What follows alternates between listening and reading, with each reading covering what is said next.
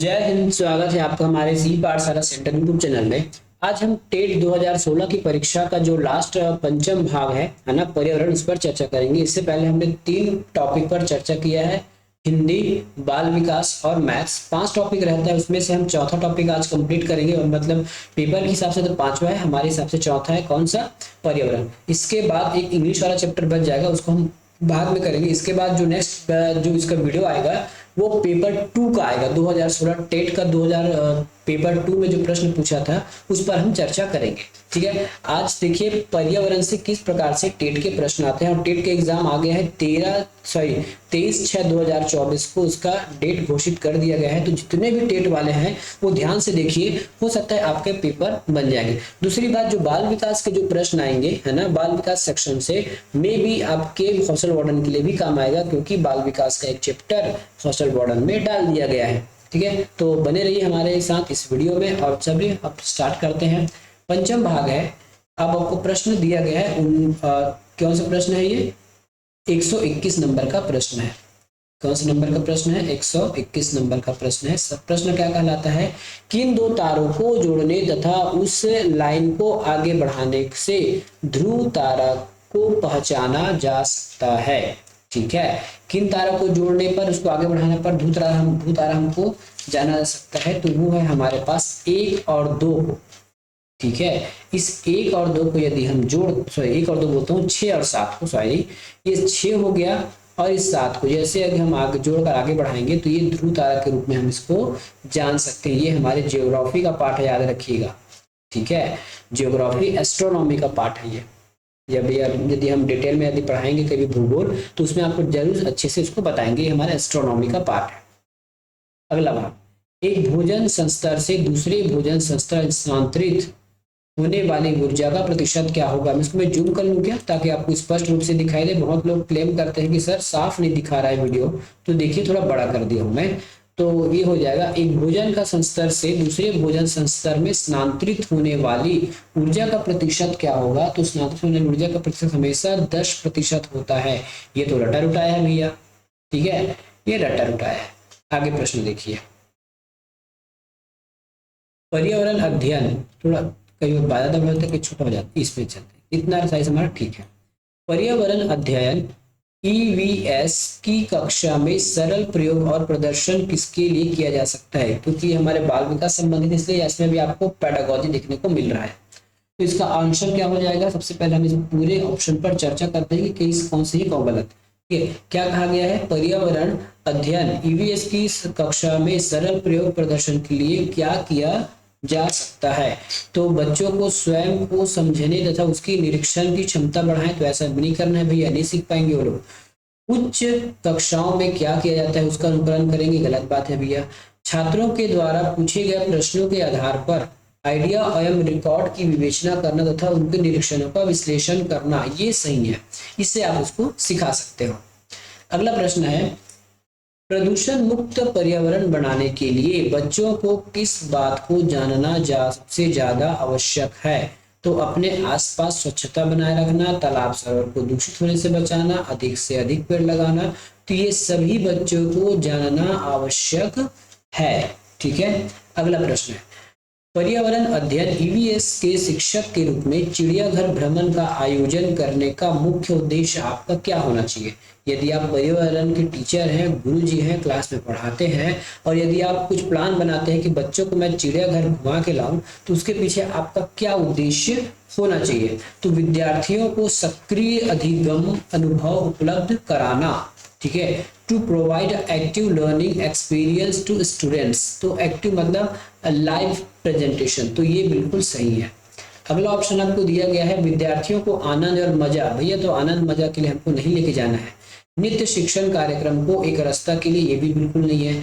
शिक्षा की गुणवत्ता के बारे में अभिभावकों को संतुष्ट करना, अभिभावक को थोड़ी लेके जा रहे हैं घुमाने के लिए, बच्चों को लेके जा रहे हैं ना, इसलिए ये वाला आंसर ऑप्शन भी गलत हो जाएगा। अगला प्रश्न देखिए, सामाजिक बुराइयों के उदाहरण है बाल विवाह, दहेज प्रथा, बाल श्रम या फिर उन्मुक्त में से सभी। तो ये तो सभी सामाजिक बुराई के उदाहरण है भैया। बाल श्रम होना नहीं चाहिए, दहेज प्रथा तो कानूनी अपराध है और बाल विवाह भी कानूनी अपराध है। यहाँ तक कि बाल श्रम, देखिए ये तीनों हमारे कानूनी अपराध में आते हैं। जैसे बाल विवाह करेंगे तो भी आप जेल में पेलाएंगे, दहेज मांगेंगे या बाल श्रम करवाएंगे किसी से तो भी आप अंदर चले जाओगे, क्या, जेल के अंदर। अगला प्रश्न चलिए 127 नंबर का प्रश्न है, तालाब के पानी में फिटकरी डालने के बाद ही उपयोग लाना चाहिए, बच्चों को इसके संबंध में जागृत करना चाहिए, क्योंकि करना चाहिए। अब देखिए ऑप्शन देखते हैं। पानी का रंग साफ होता है, बिल्कुल नहीं भैया, पानी का साफ आपसे कोई लेना देना नहीं इसका। कठोर जल को मृदु जल में परिवर्तित करने के लिए, कठोर जल मृदु जल परिवर्तित नहीं होता है। हल्की निलंबित अपद्रव्यों को अवसादित करने के लिए, मतलब उसमें जो पानी तैरती रहती है ना, जो जल है उसमें छोटी छोटी जो है गंदगी तैरती रहती है, उसको अवसाद के रूप में जमा कर हम उसको अलग कर सकते हैं। ये फिटकिरी का कार्य होता है। तो आपको साइंस भी आना चाहिए, भले आप कि पर्यावरण भी अपने आप में एक साइन ही है। धूम्रपान से होता है हृदय स्पंदन की दर वृद्धि होती है, रक्तचाप बढ़ जाता है, ब्रोंकाइटिस या फिर उपरोक्त में से सभी। तो ये उपरोक्त में से सभी दिक्कतें आ सकती है। रक्तचाप बढ़ सकता है, मतलब इसको हम बीपी के नाम से जानते हैं। स्पंदन की वृद्धि देर हो सकती है, मतलब दिल जो बार बार बहुत जल्दी जल्दी धड़कने लगेगा। साथ में ब्रोंकाइटिस, जो उसमें छोटे छोटे वो होल्स वैक्यूल्स होते हैं, उसको हम ब्रोंकाइटिस नाम की बीमारी हो जाती है उसमें। अगला प्रश्न 129 नंबर का है, एक नींबू सामान्य पानी में डूब जाता है परंतु लवण युक्त जल में तैरता क्यों। कहने का मतलब है, ये आप एक गिलास लीजिए, सिंपल पानी भरेंगे तो नींबू इसमें नीचे बैठ जाएगा, लेकिन इसको यदि आप नमक पानी में घोल दिए, नमक को घोल दिए, तभी नींबू तैरने लगता है। इसका आपको रीजन बताना है। तो लवणीय जल का घनत्व तो समान जल से अधिक होता है, बिल्कुल सही है। जब जैसे भी आप जल में नमक घोलेंगे तो वो जल का जो घनत्व है वो बढ़ जाता है। इसीलिए कहीं आप सुनोगे कि मृत सागर, वहाँ लवण इतना ज्यादा है कि आप वहाँ पे तैर सकते हो। तैर मतलब ऐसी जैसी अगर पानी में लेट गए तो आप ऊपर ही रहोगे, नीचे जाओगे ही नहीं। ये आपका उत्तर हो जाएगा। लवणीय जल में नींबू का घनत्व बढ़ जाता है, बिल्कुल गलत बात है। सामान्य जल का घनत्व लवणीय जल का घनत्व से अधिक होता है, बिल्कुल गलत बात है, उल्टा हो गया। नींबू का घनत्व लवण युक्त जल में कम हो जाता है, ये भी कोई काम का चीज नहीं है। बाकी जो काम का है मैंने ऊपर बता दिया आपको। अगला प्रश्न है, यदि आप बच्चों को इस राज्य के उत्तरी हिस्से में टूर पर ले जाते हैं, मतलब हिमालय के साइड, और तथा कहते हैं कि हाथियों के झुंड के बारे में सही कथन को चुनिए, उसका संभावित उत्तर क्या हो सकता है। क्या कहा गया है, यदि आप बच्चों को इस राज्य के उत्तर हिस्से में टूर पर ले जाते हैं और कहते हैं कि हाथियों के झुंड के बारे में आपको सही कथन चुनिए, तो इसका संभावित उत्तर क्या हो सकता है। तो देखिए चलते संभावित उत्तर के बारे में सोचना शुरू करते हैं। हाथियों के झुंड में केवल हथनियां और 14 से 15 बच्चे हो सकते हैं, तो ये ऐसा बिल्कुल नहीं होगा भैया। हाथियों के झुंड में किसी एक ही परिवार के सदस्य होंगे, ऐसा भी नहीं होगा। एक झुंड में हथनी और बच्चों की संख्या हो सकती है, ये भी गलत है।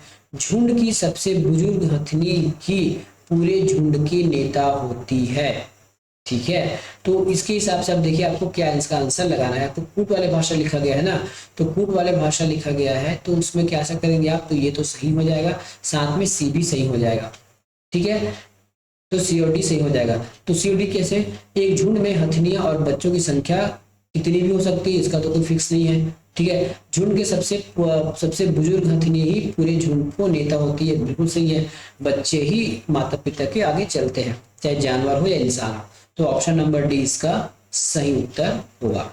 अगला प्रश्न है 131 नंबर का, बच्चों को कहें कि वे देखें कि पक्षी अपनी गर्दन के बहुत अधिक हिला सकते हैं, इसके कारण के संबंध में उसका संभावित उत्तर क्या हो सकता है, ठीक है। तो उसका उत्तर क्या हो सकता है कि वे उड़ सकते हैं, इसका तो कोई जवाब नहीं हुआ भैया, बाकी पक्षी भी उड़ते हैं।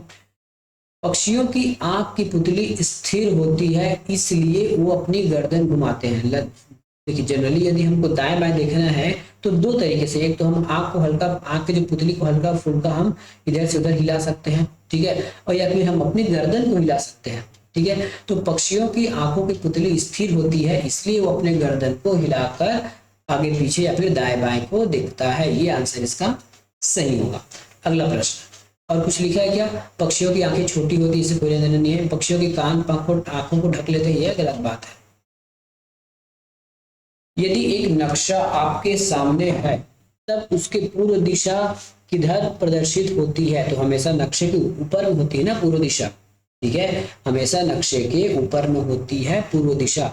नक्शे के सबसे आधारी भाग, आधारी कब बोला हूँ, पूर्वी दिशा बोला है क्या, सॉरी सॉरी, उत्तर होता है। ये सब नक्शा बनाएंगे तो उत्तर, उत्तर, दक्षिण, ये पूरब और ये पश्चिम। ठीक है, एक नक्शा आपके सामने है तथा उसमें पूर्व दिशा किधर प्रदर्शित होगी, तो इसका आंसर है हमारा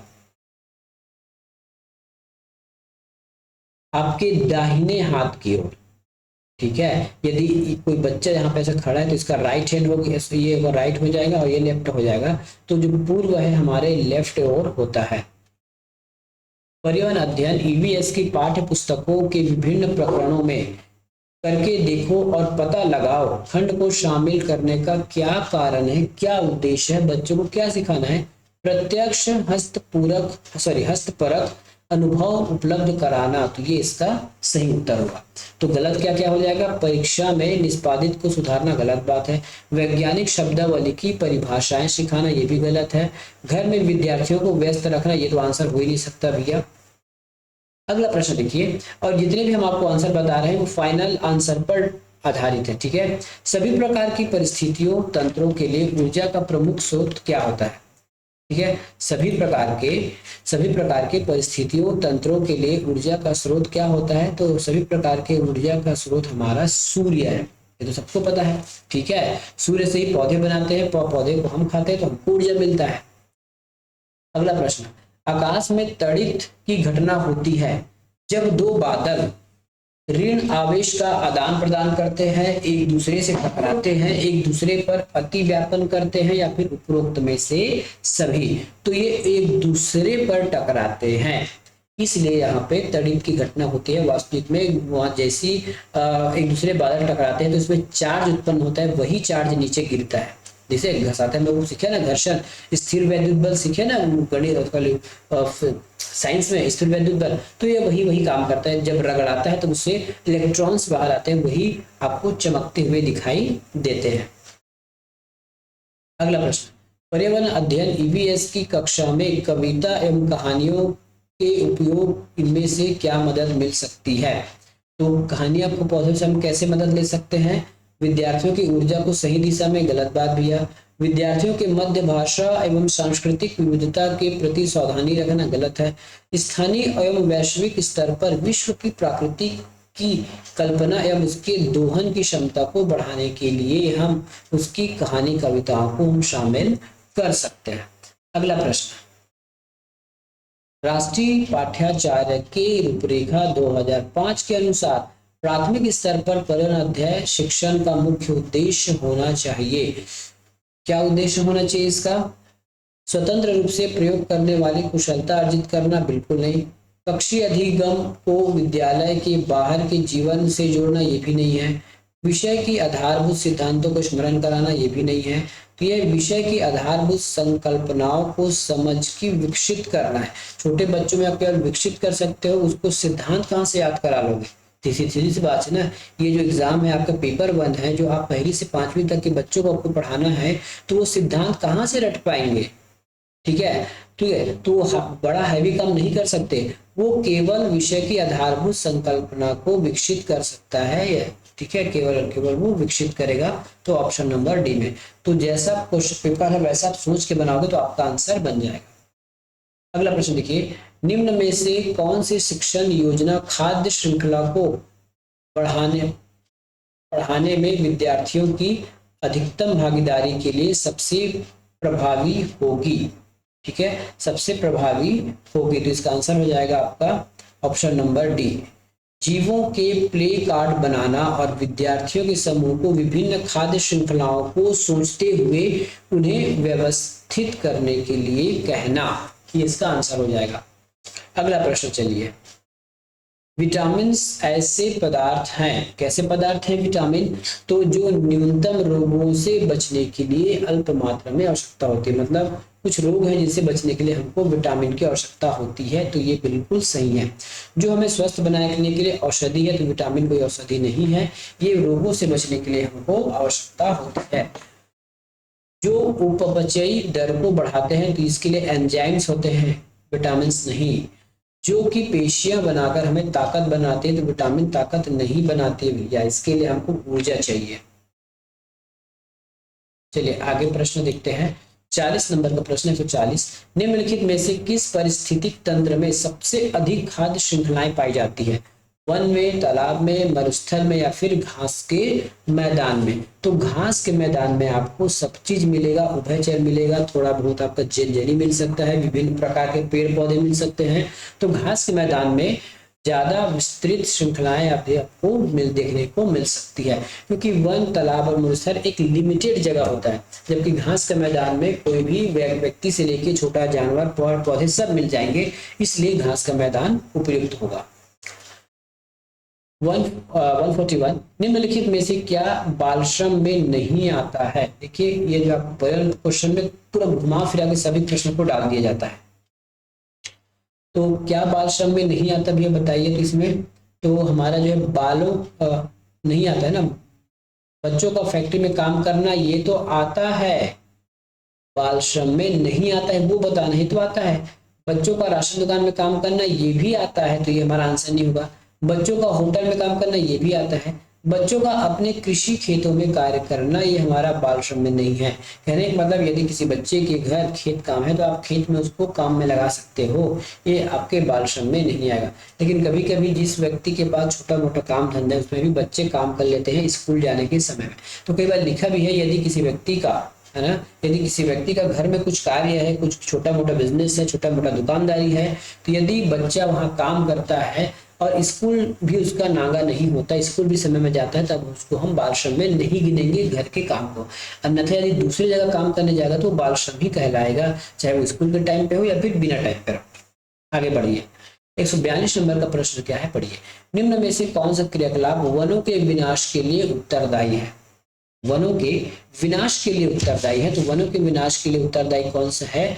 आपके खनन, बांधों का निर्माण करना, पत्ती एवं शाखों का संग्रहण कर बाजार में बेचना। क्या ये भी नुकसानदेह है क्या? तो ये भी बिल्कुल नुकसानदेह है वनों का। बांस की टोकरी बनाना ये कोई नुकसानदेह नहीं, क्योंकि बांस को बाद में उपयोग किया जाता है। गिरी हुई पत्तियों को पत्तल बनाना ये तो क्यों नहीं, क्योंकि ये वेस्टेज है। तो डी और ई तो आएगा नहीं। अब डी और ई कहाँ पे, इसको निपटा दीजिए, ये क्वेश्चन हमारा आएगा नहीं। ठीक है, तो ए बी सी आपका सही हो जाएगा। क्या हो जाएगा? ए बी सी आपके सही हो जाएंगे। अगला प्रश्न, जब एक मछली को पहले से उबले लेकिन कमरे के तापमान पर ठंडा किए गए पानी से भरे एक्वेरियम में डाला जाता है तो वह मर जाती है, क्योंकि एक्वेरियम का पानी खनिज रहित है, ऑक्सीजन रहित है, मछली द्वारा पीने योग्य नहीं है, या फिर मछली के तैरने के लिए योग्य नहीं है।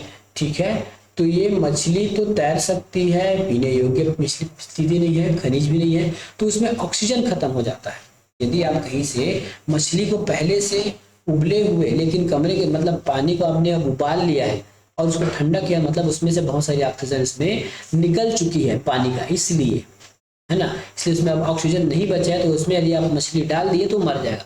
मतलब पानी को यदि आपने भगोने में गर्म कर दिया तो जैसी गर्म करने पर उसमें जो कुछ ऑक्सीजन फंसा रहता है, ठीक है, हम H2O पानी को चेंज करने की बात नहीं कर रहे हैं, उसमें ऑक्सीजन जो फंसा रहता है पानी में वो निकल जाता है उबालने से, इसलिए वो ऑक्सीजन रहित हो जाता है, तो मछलियां मर जाती है।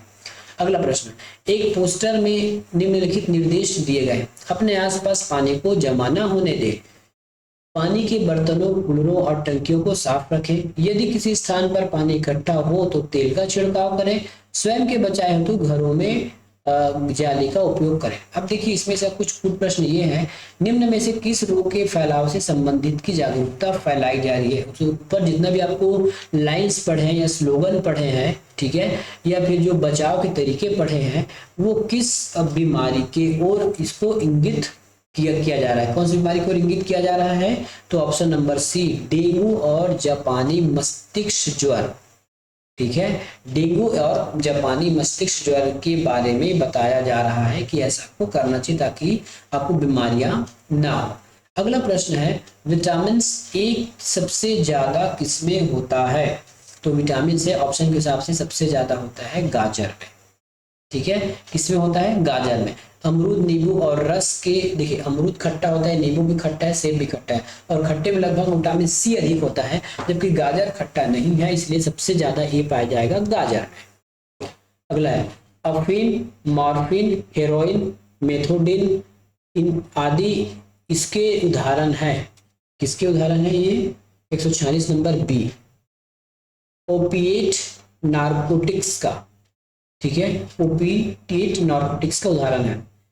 वह शब्द जिसमें से शब्द घनिष्ठ रूप से संबंधित है, वह शब्द जिसमें शब्द घनिष्ठ रूप से संबंधित है, इसका आंसर क्या होगा?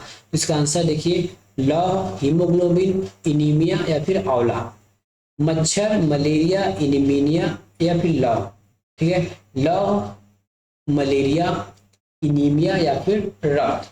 तो इसका सही आंसर क्या हो जाएगा? इसका सही आंसर है मच्छर, मलेरिया, इनीमिया, लौह। ठीक है, मच्छर से मलेरिया और इनीमिया के कमी, लौ के में से इनीमिया हो जाता है। ये इसका सही आंसर होगा। अगला प्रश्न, एक शिक्षक को उर्वरक द्वारा भूजल के प्रदूषण की शिक्षा बच्चों को दी जानी है, वह निम्न में से किसका नाम बता सकता है? फिर से पढ़िए, एक शिक्षक को उर्वरक द्वारा भूजल के प्रदूषण की शिक्षा बच्चों को दी जानी है, वह निम्न में से किसका नाम बताएगा? अमोनियल उर्वरक, नाइट्रेट, पोटैशिक या फिर कंपोस्ट उर्वरक। भूजल संरक्षण किसमें होता है? जो हमारे जितने भी हमारे केमिकल वाले उर्वरक है उसमें जल का संरक्षण नहीं होता है। ठीक है, तो इसका आंसर हो जाएगा हमारा पोटैशिक उर्वरक का हमको नाम बताना चाहिए संरक्षण के लिए। इसका पोटैशिक उर्वरक का, सॉरी पोटैशिक उर्वरक लगा दिया हो गया, मैं गलत लगा दी हूँ, सॉरी ये गलत हो जाएगा। ठीक है, पोटैशिक उर्वरक नहीं आएगा, नाइट्रेट उर्वरक हो जाएगा। 40 का बी, नाइट्रेट उर्वरक हो जाएगा। प्राथमिक स्तर में निम्नलिखित में से क्या सामाजिक अध्ययन पढ़ाने उद्देश्य नहीं है? प्राथमिक स्तर में निम्नलिखित में से क्या सामाजिक अध्ययन को पढ़ाने का उद्देश्य नहीं है? ठीक है, तो अपने परिवार को समझना बिल्कुल नहीं, समाज को समझाना, यह समझना कि बच्चा समाज का हिस्सा है, समाज में ही रह रहे अपराधों को लेखा रखना, ये हमारा उद्देश्य नहीं है। बाकी परिवार को समझने के लिए उद्देश्य है, समाज को समझने के लिए उद्देश्य है, यह समझना कि बच्चा समाज का हिस्सा, ये भी हमारा उद्देश्य हो सकता है। बस समाज में हो रहे अपराध को लेखा जोखा करना या फिर उसको समझ कर रखना, ये उसका उद्देश्य नहीं है। आज का लास्ट प्रश्न है, चंद्रमा प्रतिदिन अपना आकार किसके कारण बदलते रहता है? ठीक है, तो इसका आंसर हो जाएगा सूर्य के चारों ओर परिक्रमा करने पर। बिल्कुल नहीं, पृथ्वी के चारों ओर परिक्रमा करती है चंद्रमा, सूर्य के नहीं। वैसे सूर्य की परिक्रमा भी करती है लेकिन डायरेक्ट रूप से पृथ्वी का परिक्रमा करती है, इसलिए। ठीक है, तो ये था आज का हमारा प्रश्न जिसमें हमने 30 प्रश्न डील किए पर्यावरण से संबंधित। ठीक है, तो मिलेंगे नेक्स्ट वीडियो में। धन्यवाद। कैसा लगा वीडियो जरूर बताइएगा।